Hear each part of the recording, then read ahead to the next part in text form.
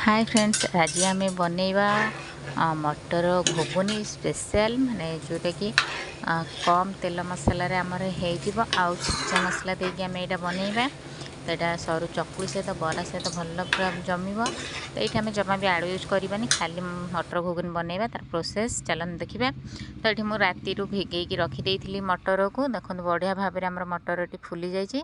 तेज आम यहाँ प्रेसर सब देकी सिझे नवा। तो प्रेसर सिझे देले आमर मटरटी भल भाव में सिझीज आ घुगुनी भल हम कम टाइम हो। तो मु प्रेसर सबुतिक मटर देदेली से आम गोटे तेजपत्र एमती टिके छिंडेकी पकईदबा दुई फाड़ करके मझिरू छिंडेकी से लुण देदबा। तो मटर आमर सिझापी जी लुण आवश्यक से लुण से देदबा। पछरा मसला दबा तो से आउे हलदी आम देदबा, टे लुण हलदी देकी आम सिझेदबा।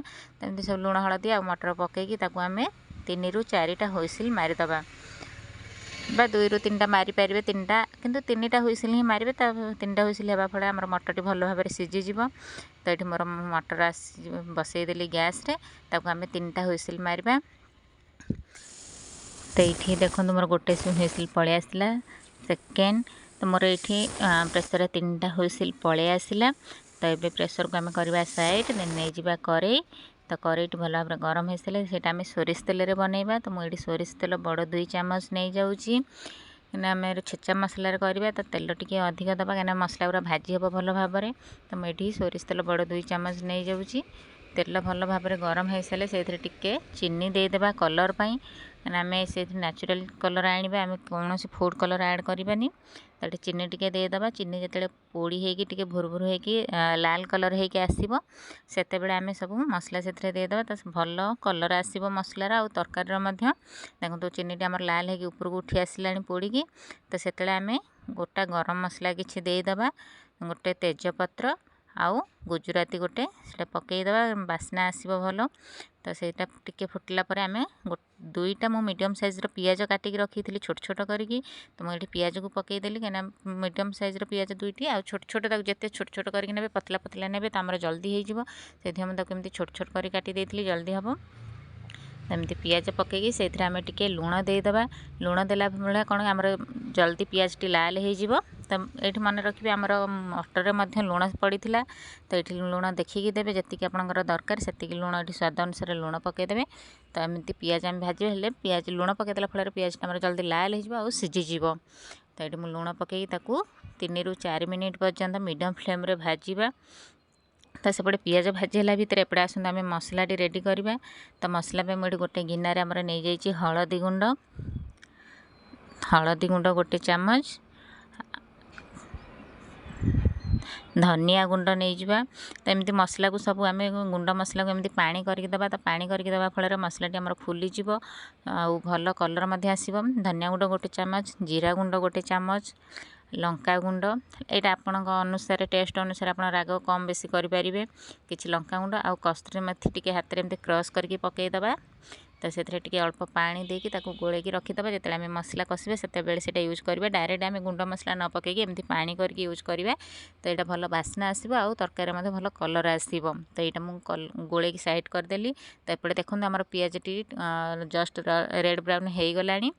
तो ये ही रेड ब्राउन टी करदे बेसी पोड़ानी पियाज को। तो देखो पियाज टी आमर ए लाल हो आसला आ टिके कंचा अच्छी आउ टे भाजवा कहीं से पानी पड़ला पर पियाजटा पूरा देखा कंचा से टिके लाल करके भाजवा।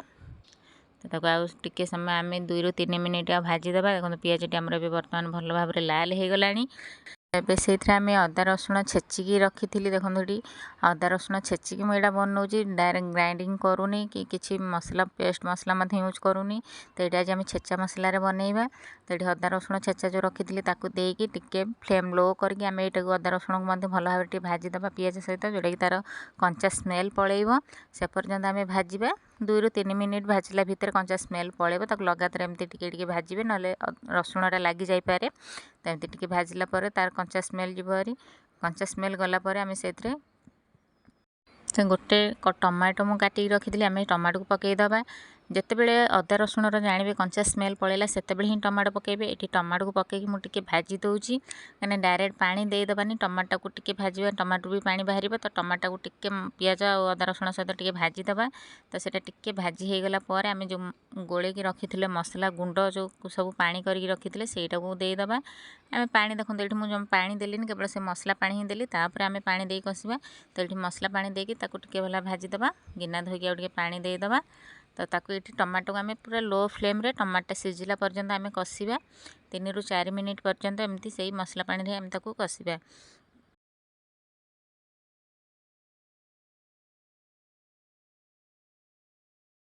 ଏଠି ଦେଖନ୍ତୁ ଆମର ମସଲାଟି ଭଲ ଭାବରେ କଷି ହେଇଗଲାଣି। ମୁଁ ଏପର୍ଯ୍ୟନ୍ତ ପାଣି ଆଡ଼୍ କରିନି, କେବଳ ସେ ମସଲା ପାଣି ଯାହା ଦେଇଥିଲି। ତ ଭଲ ଭାବରେ ଆମର ଟମାଟୋ ସିଝିଗଲାଣି, ଆଉ ଅଦା ରସୁଣର ମଧ୍ୟ କଞ୍ଚା ସ୍ମେଲ୍ ପଳେଇଲାଣି। ତ ଦେଖନ୍ତୁ ଏମିତି ମାନେ ତେଲରୁ ଯେତେବେଳେ ମସଲାଟି ଛାଡ଼ିଯିବ, ପାଣିରୁ ଛାଡ଼ିଯିବ, ତେଲରୁ ଛାଡ଼ିଯିବ, ଜାଣି ଆମର ମସଲାଟି କଷି ହେଇଗଲାଣି। ତ ଏଇଭଳିଆ ହେଇଗଲେ ଆମେ ସେଇଥିରେ ଆଉ ଟିକେ ପାଣି ଦେଇକି ତାକୁ ଆଉ ଟିକେ ସମୟ କଷିଦେବା ଭଲ ଭାବରେ। ତ ଏଠି ମୁଁ ତାକୁ ଟିକେ ପାଣି ଦେଇଦେଲି, ହାଫ୍ କପ୍ ପାଖାପାଖି ପାଣି ଦେଇଛି। ତ ଏଇଠି ମୁଁ ଗରମ ମସଲା ପକାଇବାକୁ ଭୁଲି ଯାଇଥିଲି, ସେଥିପାଇଁ ଟିକେ ଗରମ ମସଲା ପକାଇଦେବା। ଯେତେବେଳେ ଆମେ ମସଲା ଗୁଣ୍ଡ ସବୁ ପାଣି କରିଥିଲେ ସେତେବେଳେ ଗରମ ମସଲା ପକାଇ ନଥିଲି, ସେଥିପାଇଁ ଟିକେ ଗରମ ମସଲା ପକାଇଦେଲି। ତ ତାକୁ ମଧ୍ୟ ଭଲ ଭାବରେ 4 ରୁ 5 ମିନିଟ୍ ପର୍ଯ୍ୟନ୍ତ କଷିବା। ଯଦି ଆମେ ଗୁଣ୍ଡ ମସଲାଟା ଦେଇଥିଲେ ତାର କଞ୍ଚା ସ୍ମେଲ୍ ଗଲା ପର୍ଯ୍ୟନ୍ତ ଆମେ ଭଲ ଭାବରେ ତାକୁ କଷିବା। ଏଇଠି କହି ରଖୁଛି, ଯଦି ମୋ ଚ୍ୟାନେଲ୍ ନୂଆ ଅଛନ୍ତି ପ୍ଲିଜ୍ ଚ୍ୟାନେଲ୍କୁ ସବସ୍କ୍ରାଇବ୍ କରନ୍ତୁ, ଭିଡ଼ିଓଟି ଭଲ ଲାଗିଲେ ଲାଇକ୍ କରନ୍ତୁ, ସାଙ୍ଗମାନଙ୍କ ସହିତ ଫ୍ୟାମିଲି ମେମ୍ବର ସହିତ ସେୟାର କରନ୍ତୁ। ତାପରେ ମସଲାଟି ଆମର ଭଲ ଭାବରେ କଷି ହେଇସାରିଲା ପରେ ସେଇଥିରେ ଆମେ ଯେଉଁ ମଟର ସିଝେଇକି ରଖିଥିଲେ ତାକୁ ଦେଇଦେବା। କାହିଁକିନା ଜମା ପାଣି ଦେବେନି, ମଟର ଯଦି କମ୍ ପାଣି ଦେଇକି ସିଝେଇଥିବେ ତ ଡାଇରେକ୍ଟ ଦେବେ, ନାହିଁ ତ ମଟର ଖାଲି କାଢ଼ିକି ଦେବେ। ଟିକେ ମଟରଟା ଆମେ କଷିବା, ତାପରେ ଯାଇ ପାଣି ଦେବା।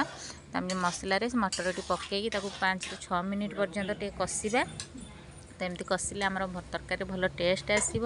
ତ ନିଶ୍ଚିନ୍ତ ଘରେ ଗୋଟେ ଥର ଏଇଭଳି ଟ୍ରାଏ କରନ୍ତୁ, ଆଉ କମେଣ୍ଟରେ ସେୟାର କରନ୍ତୁ କେମିତି ହେଇଛି। ଏଇଟା ସରୁ ଚକୁଳି ସହିତ ହେଉ କିମ୍ବା ବରା ସହିତ ଏମିତି ଗରମ ଗରମ ଖାଇବେ, ନହେଲେ ଖାଲି ବି ଆପଣ ଏମିତି ଘୁଗୁନି ବନେଇ ଦେଇକି ପିଆଜ ଫିଆଜ ପକାଇକି ଚାଟ୍ ଭଳିଆ କରିକି ଖାଇବେ, ଏଇଟା ବହୁତ ଟେଷ୍ଟି। ତ ନିଶ୍ଚିନ୍ତ ଘରେ ଗୋଟେ ଥର ଟ୍ରାଏ କରନ୍ତୁ। ମୁଁ ଏଠି ସବୁ ମଟର ପକାଇକି ତାକୁ ଭଲ ଭାବରେ ଟିକେ କଷିଦେଲି। 3 ରୁ 4 ମିନିଟ୍ ପର୍ଯ୍ୟନ୍ତ ତାକୁ ଭଲ ଭାବରେ କଷିଦେବା। ତ ଏଠି ଦେଖନ୍ତୁ ମୁଁ ଟିକେ ହାତରେ ତାକୁ ପ୍ରେସ୍ କରିକି ଦେଖିଦେଉଛି ଆମର ମଟରଟି ସିଝିଛି କି ନାହିଁ। ତ ଦେଖନ୍ତୁ ମଟରଟି ଭଲ ଭାବରେ ଆମର ସିଝି ଯାଇଛି। ତାକୁ ଏମିତି 2 ରୁ 3 ମିନିଟ୍ ବସାଇଦେବା। ଯେତେବେଳେ ଆମର ଏଇଟା ପାଣି ମସଲାରୁ ପାଣି ଯେତେବେଳେ ସବୁତିକ ଶୁଖି ଆସିବ, ତ ସେତେବେଳକୁ ଆମେ ଆଉ ଜଷ୍ଟ ଟିକେ ପାଣି ଦେଇଦେବା। ଏମିତି ବି ଆପଣ ଚାଟ୍ କରିକି ଏଇ ଟାଇପ୍ରେ ହିଁ ଚାଟ୍ କରିକି ଖାଇପାରିବେ, ନାହିଁ ତ ଯଦି ପିଠା ସହିତ କି ଘୁଗୁନି ସହିତ ବରା ସହିତ ଖାଇବେ ତ ଟିକେ ପାଣି ଦେଇକି ଫୁଟାଇଦେବା। ଅଳ୍ପ ପାଣି ଦେବେ, କାହିଁକିନା ଆମର ଏଇଟା ଆଳୁ ପଡ଼ିନି, ଖାଲି ମଟରରେ ହେଉଛି। ଆଉ ମଟର ମଧ୍ୟ ଆମର ଭଲ ଭାବରେ ସିଝି ଯାଇଛି, ମସଲା ମଧ୍ୟ ଭଲ ଭାବରେ କଷି ହେଇଯାଇଛି। ତ ଏଥିରେ ଅଳ୍ପ ପାଣି ଦେଇକି ଖାଲି ଜଷ୍ଟ ଫୁଟିବା ପାଇଁ ତାକୁ ଆମେ ପାଣି ଦେବା, ବେଶୀ ଝୋଳ ବି ହେବନି। ତ ଏମିତି ମୁଁ ସେଇଥିରେ 1 କପ୍ ପାଖାପାଖି ପାଣି ଦେଇଛି। 1 କପ୍ ପାଣି ଦେଇକି ତାକୁ ଭଲ ଭାବରେ ଫୁଟିବାକୁ ଛାଡ଼ିଦେବା।